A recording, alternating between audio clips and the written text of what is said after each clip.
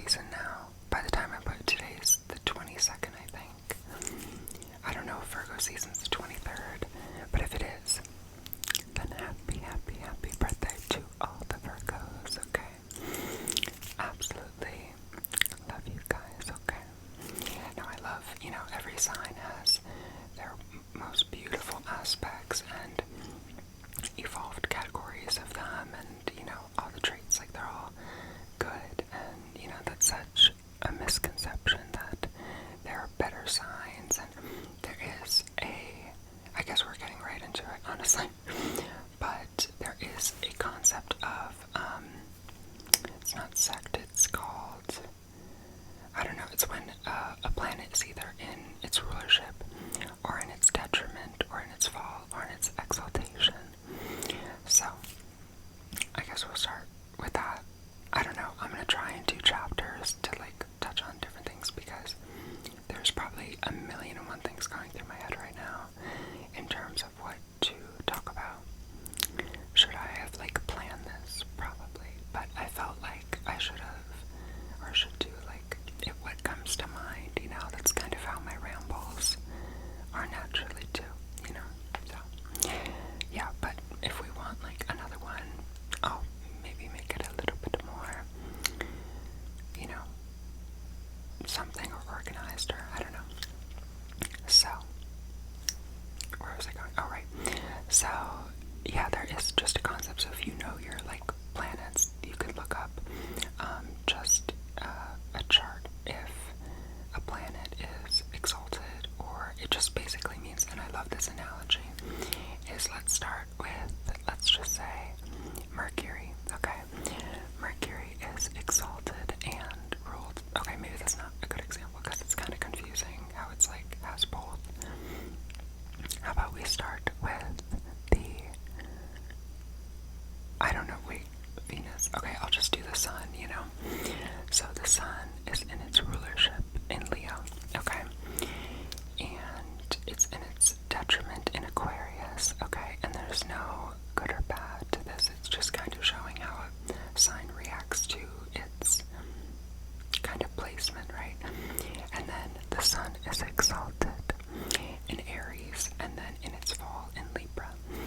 So they're always, sister signs. So Leo, it's 2 sides of the same coin, but the best way to describe this, right, is that it's kind of like if you're at your own house, that's the best. So this is an analogy of if you're at different people's houses, right? So if you're at your own house, you feel comfortable, you could do whatever you need to get done, you know where everything is, So imagine that energy of easy flowing, you know every room, you know everything about it, And yeah, so then detriment's kind of you're in some random person's house that you don't know. It's a friend of a friend, and it's you don't know where anything is. You have to ask where something is, and it's kind of you feel what's going on here, and then exalted is let's say I'm at my house, right, and I invite my best friend over. It's kind of an exemplary guest, someone that's super special to, the home person, best friend vibes, right? So they still know where everything is, but it's in a different way, and then fall, from what I've heard, is it's you're not welcome. Oh my god. That's not to say that any fall placement, it's not welcome, It's just to kind of give you the vibe of the difference of, planets, right? Or luminaries, right? So, can you guys tell that I can just run on with this forever, and that's just, I can't even describe how much this just goes and goes, but that's a pretty good thing to see, if you look at your chart, right, and see that, you could look, by the way, have, an adjacent chart, because even I don't remember all the exaltations and falls, and except for the sun, moon, and Mercury. It's really all I remember. But you could kind of get a sense of oh, this planet is kind of happy in that sign, it seems to perform well. And I know that's so objective. Like, if you guys, like, are into astrology, you know how, like, specific I'm being with certain things. Because, you know, you could have a Leo sun in the 12th house, and suddenly it's not as seen, because the 12th house doesn't make an aspect to the first house, which deals with, like, the Caden houses and the, what are these called? The angular houses and the succeedant houses. That's a different topic. I'm getting too much into, like, the, you know, because I should assume that maybe, you know, not everyone knows, like, literally, like, succeedant houses, like, what? So, that's kind of dignities, I think. That's a good thing. Let's see, what else? I think to have, no, I shouldn't. That's more of, like, once you know, kind of, you guys, there is so much. I kind of feel bad because I can't say everything all at once, but I could say really quickly that I do use astrology for, like, kind of self-improvement. It's kind of like, if you ever get, like, a tarot pull, or, like, on TikTok or anything like that, it's kind of, what you'll hear repeated is, like, take what resonates and leave what doesn't, right? I kind of see astrology in the same light of a tool to use to kind of look in within yourself, right?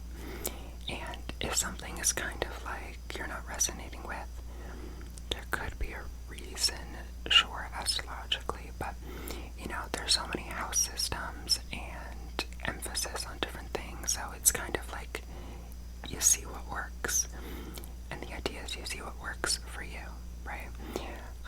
You know, or even just the zodiac itself. If you find sidereal versus tropical, you know, like, you lean more towards sidereal, and that resonates so much more, then that's kind of like the whole point, is figuring out. And you could say, you know, you could use it for predictive and event stuff. There's, like, so many facets. There's even, like, one for predicting the weather with it, which I think is so cool. I have no knowledge of that.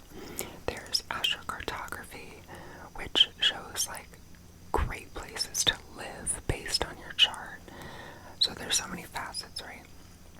And you kind of just pick up things that resonate, and you're like, wow, I do love that about myself, or I should work on this, you know, or this is kind of weird timing. Why did that happen? You could look at transits or progressions or anything like that. So do you see, it's kind of like, you know, and it's how I use it. If that's, you know, if you're practicing it and don't see it that way, you know, in like a psychological way, if you will, then that's completely okay. I think even in, like, ancient astrology, they used it as like more of the modern has been this whole, like, psychological profile, like almost like a Myers-Briggs test. And then there's some, like, ancient astrologers that, like, practice like that. I don't know, you know, all the terms for it, but they say it's not like that, and that's only, or, you know, you could say that it's like a piece of the puzzle, which I do see as well. But yeah, you could, it's just, you know, but yeah, I definitely use it for kind of that, like, introspection, kind of like trying to better myself. It's like self-improvement, you know? So that's kind of how I use it, and it is rather interesting as well, on, like, how certain things line up, with, like, progressions, and yeah, so if you're, like, definitely into astrology, you kind of get the whole sign thing and your chart, and maybe you've done, like, other people's charts, or, like, kind of get the gist. I would really, really recommend looking into secondary progressions. It's one of my favorite things, and something that's, like, so oddly specific to the week, to the date of, like, you know, bigger things, like, that's, I don't know, at some point, you know, I found with astrology, it just gets a little too specific in timing things, especially with eclipses. That I noticed for sure. I have a wonderful book in the other room, and when I do, like, a book, I really do, I want to finish my book now, but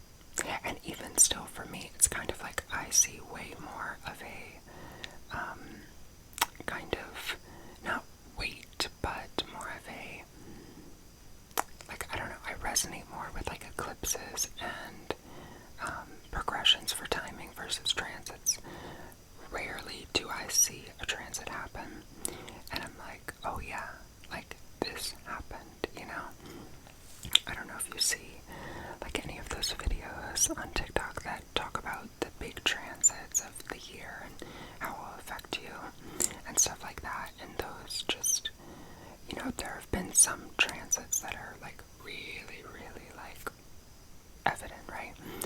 But I don't know. That's just me. I still have yet to like figure that out in terms of timing, because with timing stuff, I do love progressions. I really do. I love them so much. I think they offer so much like introspection towards like past events, and you could kind of be like, whoa, that's so weird how that like worked. But yeah, so there's that. I would say, what else can I ramble about on astrology? I definitely, since like, middle school or something, I had like some sort of awe towards it, and even like just like the moon. I mean, how pretty is the moon, She's gorgeous, literally. So things like that, and what else? Yeah, but I definitely started getting into it more, like really, like where I could like read charts and understand like various categories, whether it be, solar returns to just like natal interpretations to progressions, solar eclipses and lunar eclipses, and what else? Astrocartography is really cool too. I really do like that one. What else do I mean, I don't really use transits right now, but they're definitely, I feel like they carry something, something's there with them, but it's not as like black and white with like other things that I found, but that's just me. And okay, so let me go more beginner stuff, more beginner things is definitely, I would look into your sun, absolutely. I would look into your moon. I think those two are, in a natal, like if you're like simply, okay, all this like map stuff, and you're talking about like timing and past things, and I get it, but natal stuff, if you just run your birth chart on any, place, the prettiest one is like Astro Charts, and then there's, AstroSeek, Astro.com, all that stuff, there's a bajillion of them. And you see, all your placements and stuff.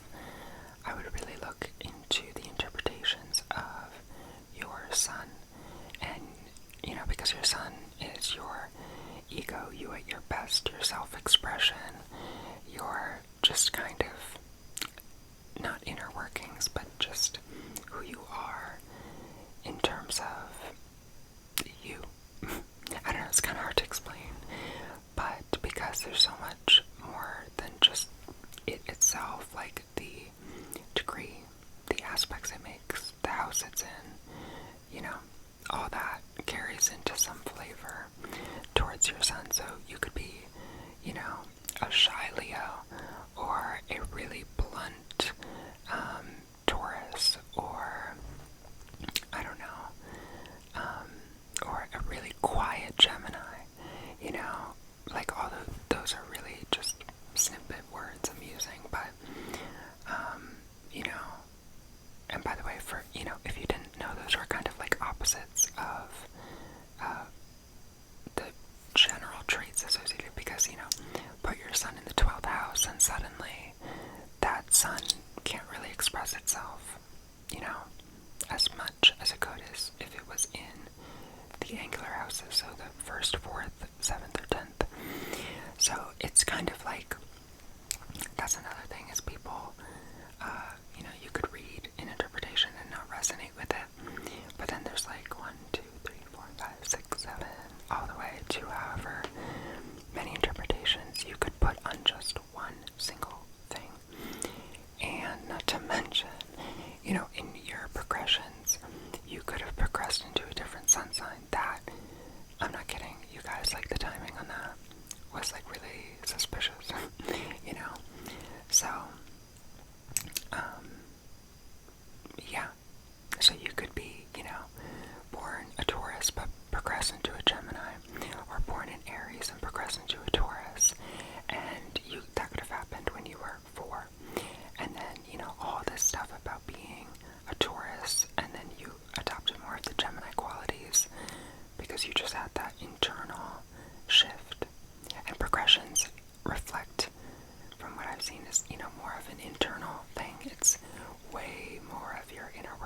less than kind of the outside world, if you will. I don't know.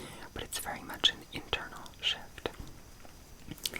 And I do apologize, I'm kind of talking not in a beginner way, but it's kind of like, I don't know how to start with that because it's been so long. But yeah, because there's so many like really, really cool things that I'm on right now, you know, like figuring out that I want to share, and that's kind of what I'm rambling about. But I'll put a little too more like advanced stuff if you already know. But the other one is the like eightfold lunation cycle, like the progressions and seeing what kind of chapter you're in. So you could be born under a full moon, but you know, the age you're at now, you've progressed into a first quarter, you know, and you know, two of the most important ones are the full moon and the new moon progressed ones. So that's kind of just, okay, if you know, it's, you know, the timing of it is oddly accurate sometimes. So there's that. Okay, I won't go too much into that. What else?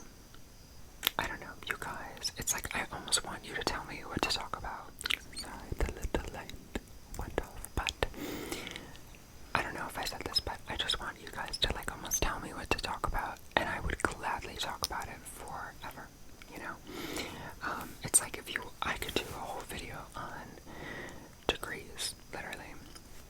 Not really, but, you know, degrees or aspects or return charts on any planet, or like natal interpretations, or like, you know, secondary progressions or astrocartography, or going through every single moon sign and the advice I would give them, or I don't know, just like dive into everything. But those are kind of like some things that are really like at the top of my mind. And yeah, what else, guys? It's like I'm like waiting to be like, what should I talk about, you know? And I have no idea. So yeah, I really should have planned, but I think the kind of just, you know, randomness is kind of fun. But what else?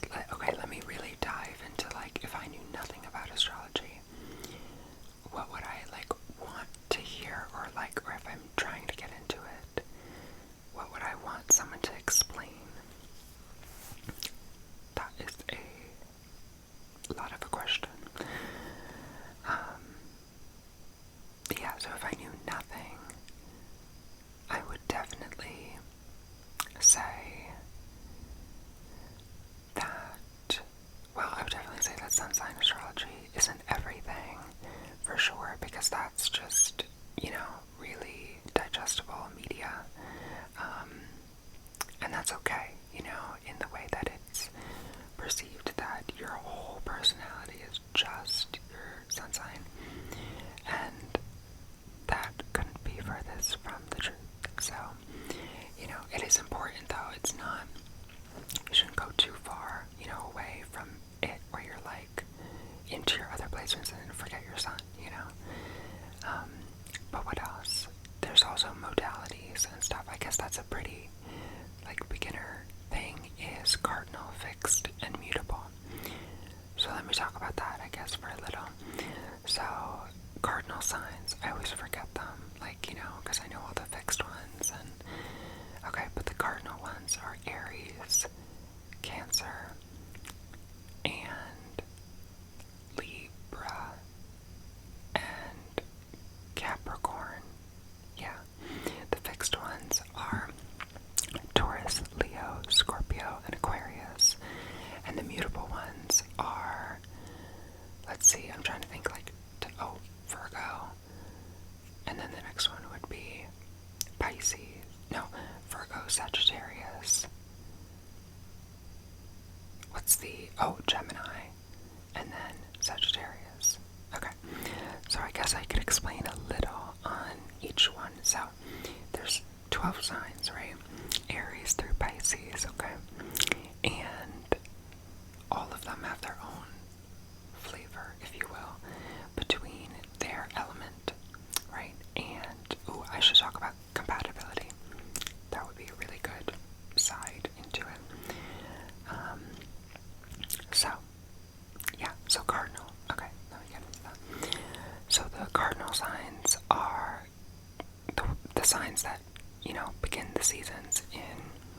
both hemispheres, but in different ways. In the northern hemisphere, Aries starts the spring, I'm pretty sure. Cancer starts the summer, and Libra starts the fall, and Capricorn starts the winter. So that already kind of gives you something, right, to work with. But cardinal energy to me is like, I have to be the first to do this. It's very like initiating in a different facet depending on their element. So Aries, they're going to want to, initiate with kind of this passion and fiery, for lack of a better term, kind of energy. They're very impulsive. They know kind of what they want and they go for it, They're represented by the ram, and it just kind of gives you, like, Aries is so, like, just pointed at one thing, and then it's kind of, if they're done with it, it's the next thing. It's a very cardinal theme, but the fire aspect to it is very, like, that passion, and yeah, so then Cancer, it's like they lead. That's another great word too, is, leading with something, is they lead with their emotions, right? They want to create a safe space for everyone, and again, there's flavors of, what house and all that, but generally the archetype of Cancer is, is well represented by the crab. That analogy kind of slips because it's like they go side to side instead of straight towards it. I guess that could be like a reference to just, the emotionalness, and that's like so annoying, like keyword stuff, saying one sign is emotional, one side is, like, there's so much more. That's just not at the top of my head, because these are all like really, top keywords that just are associated with the signs, right? So Cancer kind of leads with emotion. I could leave it at that, yeah, because they're a water sign. Water signs are intuitive, and we'll get to that, breaking that down. But, and then what's the next one? Libra. Let me tell you, going through all 12, but Libra, I always, Libra kind of always gets me because, they're represented by the scale. They're the only sign that's not represented by, I believe, an animal. So, and I don't even know what that means, I just know that, but they kind of are, represented by the scales. They're naturally ruled by the 7th house, which is partnerships and balance and duality and all that. So I guess you could say that, they would lead with harmony and balance and want justice and kind of do, but it can, lead them to be a little bit indecisive towards what they want. It's kind of, they go through life experiencing all the joys because they're ruled by Venus, and that Venusian energy is, all the good things in life, everything pleasant, right? And then they could kind of see what they want and they kind of go for it, right? And then what's the last one? Capricorn, right? So they are the complete opposite of Cancer, literally, and, they're sister signs. So Capricorn wants to lead with a security, with this, like, groundedness. It's earth, in our capitalistic lives that we live in. It's kind of, they are with this archetype of, like, being the, like, workaholics and stuff, and want that, tangible, physical, if you think earth, it's not, when you pick it up, it's not water, it's not going to go through your hands, or fire, you can't touch it, and air, you can't contain it, earth is like earth, you hold it, you could hold earth. It's something that's very grounded and tangible and physical, it's not in the mind, it's not emotional, it's not, anything like that. So they kind of lead with this sense of providing, so it's like kind of, that combo of, Cancer wants to provide that emotional safe space, Capricorn wants to provide the home. It's like that. These are stereotypes, like, it's so much deeper than all of that.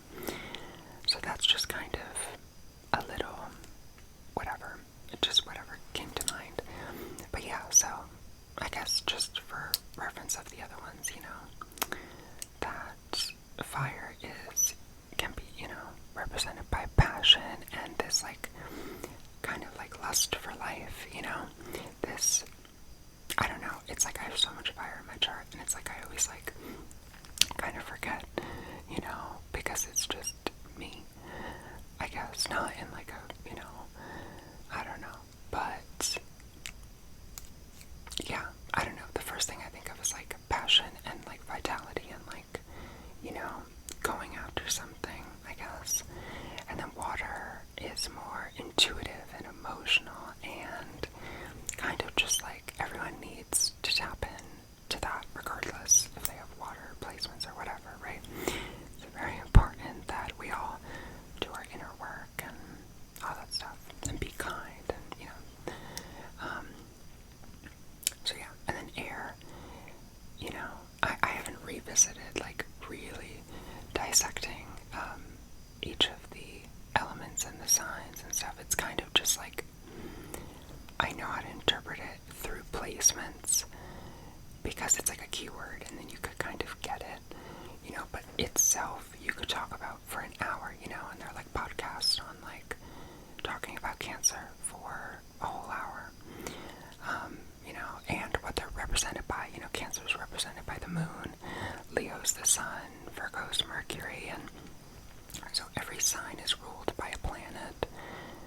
and then that's involved in the interpretation and stuff, so there's all that. Okay, but yeah, forgive me, I'm probably not going to go through the other 8, but just, you could kind of, you know, mesh that Cardinal is leading with, you know, one of the elements, and fixed is kind of stubborn and fixed on one of the elements, right? They don't want to move, they don't want to just, you know, again, for lack of a better phrase or term, they don't want any like infiltration from someone else. It's very like directed, centered energy of whatever that element is, you know? So yeah, and then mutable is, yay, love, okay, I'm like, my goodness, love mutable, because I am pretty fixed, but, I just, mutable is so nice because they are like, almost, I see them as like a little bit of the blueprint towards working towards that, right? Being a little bit more go with the flow, adapting to new situations, and like stuff like that. Mutable is change, right? So take that with the element, and you could see how, you know, Pisces and water is intuitive and emotional and all that, but that with change, they're able to adapt and change to the emotional needs of others, or kind of like diffuse like whatever emotional state, let's just say a friend group is in, the Pisces would, I could imagine, like adapt to that emotionally, or not. It's a very like, I don't know, it's also like kind of hard to explain, I'm not gonna lie, but mutable on fire, you know, fire, let's just say, is like passion, right? And then you put change on passion, they could have, you know, a lot of different things. They kind of want to get a taste of every single thing that life has to offer. That's very Sagittarius, to want to do a million things, right? And, you know, then there's stuff on like committing to something on that, and there are a bajillion lessons to every sign, every archetype, the sign before, after, the planetary ruler, all that, but that's mutable. Okay, so we kind of got that, and then the elemental part. So when you have that, you could kind of work that into placements of not just the sun, but what every planet rules. So let's do Mercury.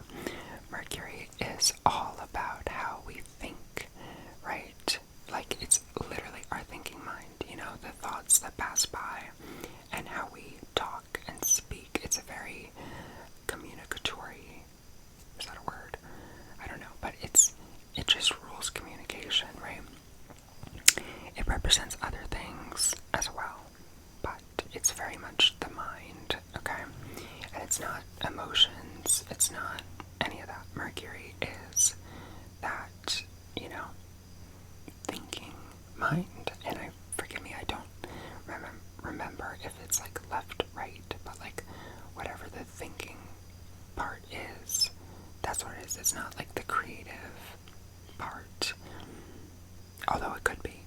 Because that like goes through, I'm not sure, but just, I think you get what I mean. It's how we talk, it's how we speak, it's how we think, it's how we learn, you know, anything that deals with the mind, it kind of, and I would be hesitant to say emotions because that's more moon topics, but, you know, learning, speaking, talking, intellectualizing things is Mercury, right?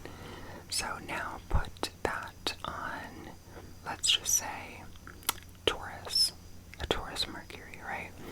If you have a Taurus Mercury, then you take the energy of Earth and the energy of fixed and the planet that rules communication, and you could kind of get a pretty good sense on like what that placement would portray, aside from aspects, house, and degree. Aside from those, you could get a pretty good interpretation. So fixed can be a little bit more stubborn. Taurus, you know, is a fixed Earth, right? So there's that. They could, you know, and this is why I kind of like, I don't want to, you know, infiltrate opinions or the, like, almost the negative aspects, because, you know, those are things to work on and stuff like that and whatever, but, you know, it's kind of like, you could kind of just take all the little things and put it, so, yeah, if you know what I mean, or let's just say, like,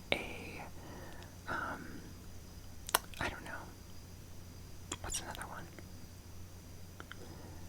like, oh, okay, the Mercury, hold on, because I have my Mercury in Virgo, so I'm trying to, like, think what sign I should talk about. No, but what's one? I guess I could say Cancer, just because it's, like, I think it's actually no, never mind, it's not in any fall or detriment, but Cancer Mercuries can kind of, they're, you know, a cardinal water sign on the mind, right? So, I don't know, it's like, I don't want to give interpretations that are super one sentence, you know, because the only thing I could think of is that they're, you know, they could be, you know, very intuitive and creative thinkers and intellectualize things emotionally from the world, you know? So it's hard to put this in, you know, one sentence and things like that. So definitely, you know, there is polarity to every single placement, and, you know, a lot of times you'll see like evolved versus unevolved. That kind of gives the idea, but I feel like that also gives a flavor of like one is better, which it's just like traits at the end of the day, you know, and things to take note on and just kind of work with if you're open to and want to. If you have a different means of, you know, self-reflection, whether it be like journaling or meditation or anything like that, right? Then that is so wonderful, you know. As I said, like, I use this pretty much for like learning more about myself, and if other people are open to it, then learning more about them. So yeah, but that's kind of how I go about, and then the house placement. So yeah, why don't we do a little of that, you know, like, then there's rejoicements, you know, there's called Planetary Joys. So this is another thing in a more, like, I believe, ancient technique of that there are certain planets that do really, really well in certain houses. And from the top of my head, Mercury rejoices in the first house, which means it's, you know, it's happy there. The moon rejoices in the third, Mars in the sixth, the sun in the ninth, and Saturn in the 12th. I think that's all. I might be wrong, but it's kind of just the idea that a planet has a special dignity or place in a certain house, and the houses are kind of, I guess I should preface this is a really good way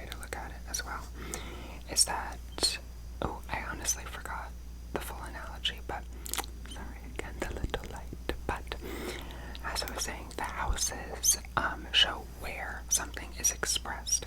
So you could have someone with the exact same degree, aspects, sign, and planet, you know?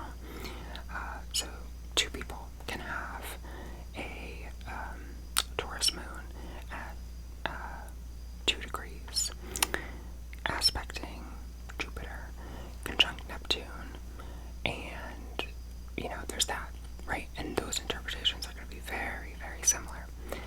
But the house placement kind of shows where that energy is expressed. So, if, let's just say you have a Taurus moon in the first house, you could be someone that kind of leads with your emotions, because your first house represents kind of like your physical persona towards the world. It's not a mask or anything like that. It's literally how you know, perceive the world. And yeah, deals with a bajillion other things. But so any planet that's kind of near the ascendant is going to be kind of portrayed to other people. So if someone has their moon on their ascendant, there definitely could be someone that might kind of be very open, wear their heart on their sleeve, you know, and just all that. And Taurus, also the moon's exalted in Taurus, so that's a lovely placement to have. But versus, let's just say someone's moon's in the 12th, that could be someone definitely who is not as open with their emotions, because it's the idea on the, you know, the house is why, but in general, just the 12th house is very hidden and no one can really see it, you know? So if you have like placements there, what are they called? I think they're called Caden houses. So that's the 12th, 8th, and I don't know, what is it? The 12th, the 8th, and then maybe I don't know, but the 12th and the 8th are very, you know, oh no, it's the 2nd, 6th, 8th, 12th, I think, I might be wrong, but yeah, so the idea is just houses is kind of where, you know, it shows up. So I don't know, it's hard to, like, I need to see, you know, the little wheel. But yeah, if someone had their moon in the first, I would assume that with and conjunct Neptune is a very intuitive. I think Ariana Grande has that as well. And you could be like a really powerful manifestor, have really vivid dreams, or, you know, Neptune's all about delusions and illusions and kind of like that spiritual realm, if you will. And it's all that's a conjunct your moon in your emotional world. That's like very woo. Anyway, and then trine Jupiter with my example. I mean, that is some luck right there, you know, on all that. That would be, you know, I wonder if someone has that. That'd be so cool.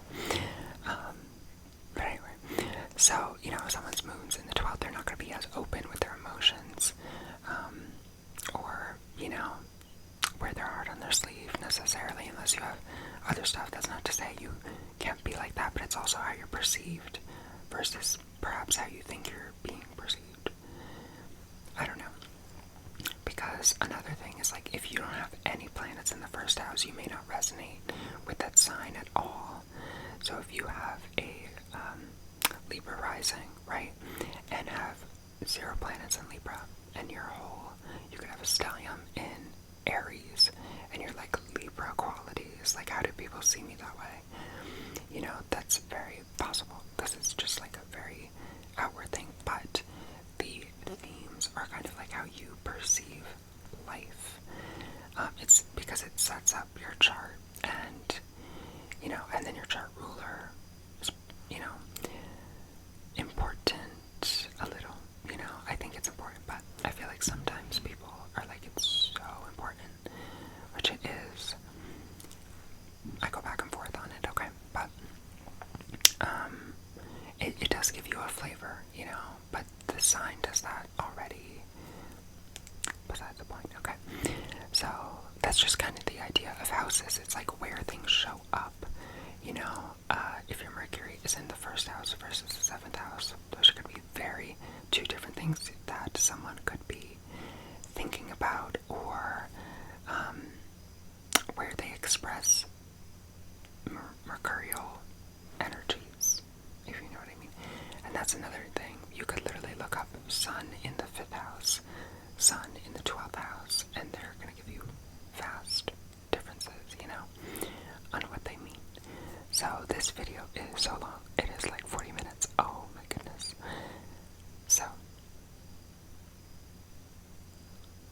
I think my cat is meowing. Okay. I will tend to him after. But, yeah, so, honestly, I think that's my cue. Yeah, so, I don't know, this video, you guys, was so all over the place. I would definitely, I kind of just wanted to ramble about it, but if you really want me to dive into, like, really get into progressions or solar returns for your year, or annual, that's another thing, annual perfections, that's a cool topic as well. There's a thing called sect, where it's like if you're born during the day, your sect light would be the sun, and your more benefic planet would be Jupiter, and your more harder planet would be Mars, but more constructive, malefic, would be Saturn. And then vice versa, if you're born during the night, so below the ascendant-descendant line, your sect light would be the moon. And that's another thing of, like, people may not resonate with their sun sign, but they do with their moon, like, way more. And if they're born at night, I mean, there you go, you know? So, there's layers upon layers upon layers. So I'm kind of just talking off the top of my head, but if you guys really want, like, a breakdown of really anything, I would be happy to. It's kind of just a topic that I've, like, read up on for so long that I don't even know where I would start with, like, videos like this. You know, this is, like, a thing I could, like, make so many on, but yeah, of course, if you guys want, you know, still typical Simply content, you know, but it's just kind of one of my interests and, you know, hobby, I think so, yeah. And yeah, so that's sect, and then annual perfections is like a timing thing that shows, that's the, okay, I have to touch on this because if you know, you know, just a little bit on astrology, you know how transits are mentioned a lot, but I kind of have the idea that, like, not everything can be going on at once, because then that would be a lot, you know? So the idea with annual perfections is that you have a Time Lord, and that planet that rules the year that you are in through your age corresponds to the transits that might bring more significance. So if you're, let's just say, 12, oh my god, I don't know, or no, let's just say, oh my god, you're like, 20, then you're in your, I mean, if you're 12, it's a first house, so there's that, but if you're 20, you're in your, 9th house perfection year, and let's say it's ruled by Taurus, then your planetary lord of that year would be Venus, and Venus things, you know, transits would be more important that year to your natal chart, which, like, I haven't really backtested enough to see, but I do think that, like, the themes of the year come up, but there's so, you can't dive deeply into them. It's like, okay, 9th house topics of, like, travel and higher education and astrology and, did I say vacations? I'm not sure. Long distance travel. And all that. It's naturally ruled by Sagittarius, so that's kind of that, like, expansatory thing. It's like higher thinking to religions in there. Like anything that's just higher thinking and broad and vacations and stuff, you know, is 9th house. So if you're in that, maybe you might go on a vacation that year.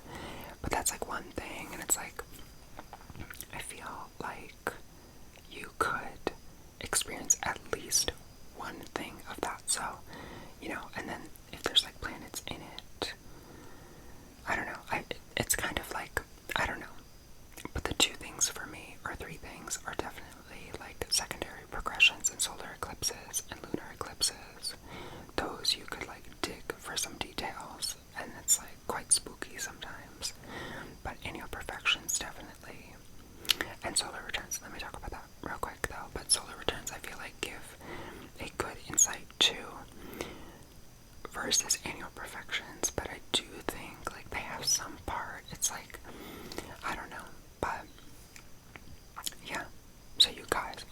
so sorry. This is like this is a ramble, you know, because it's just I'm speaking through so many different topics and, you know, all that. So, yeah. I don't know, you guys. What should I talk about? You let me know, okay? If you want to see more, like, astrology stuff or anything like that, I might do... I don't know how long the video would be, but I do have a couple astrology books that are wonderful. Some are, like, okay, you know? But you could find everything online, so I just bought them for, like, specific pieces of information that are kind of specific to, like, whether it be, you know, the author or just the topics are more niche, you know, like your part of fortune or your progressed moon.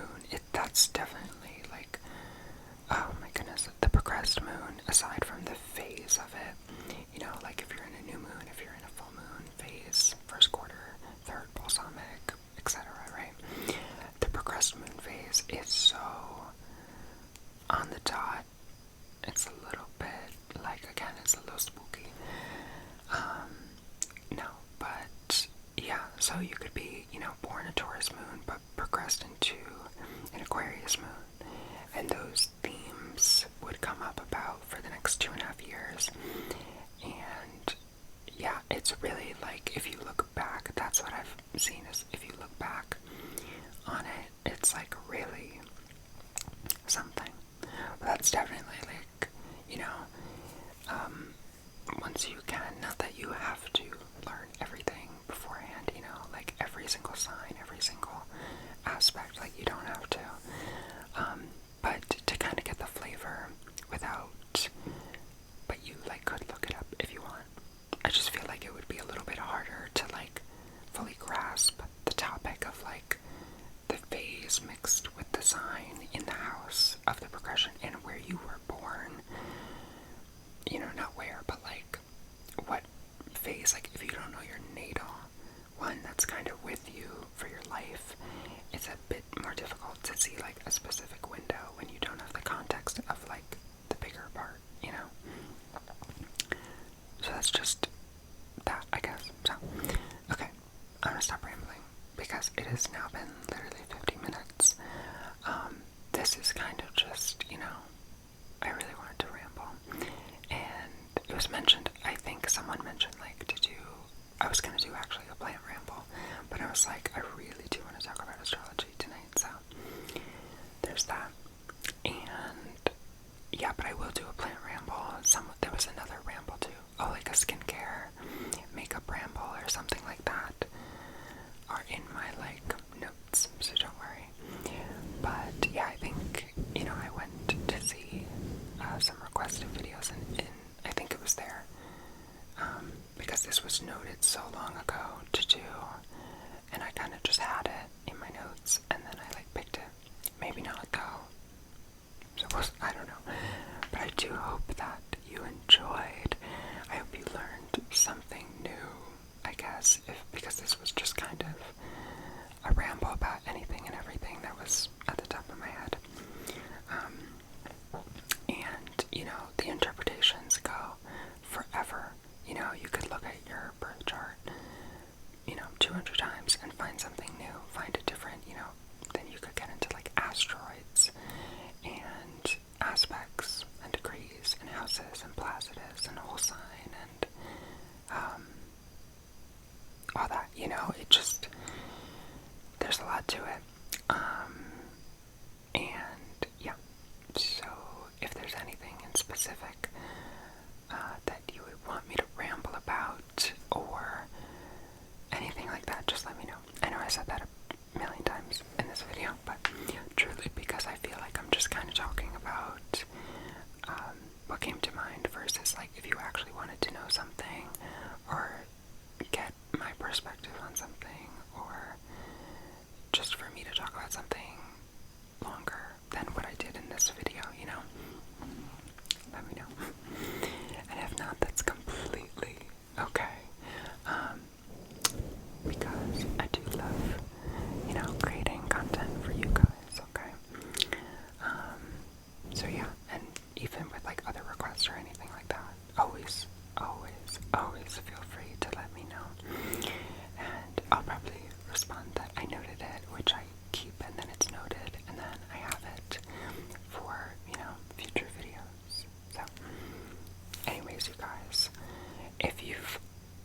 made it this far and you watch from here, the beginning to the end, oh my goodness, like, thank you. And that was a long one, so yeah, this is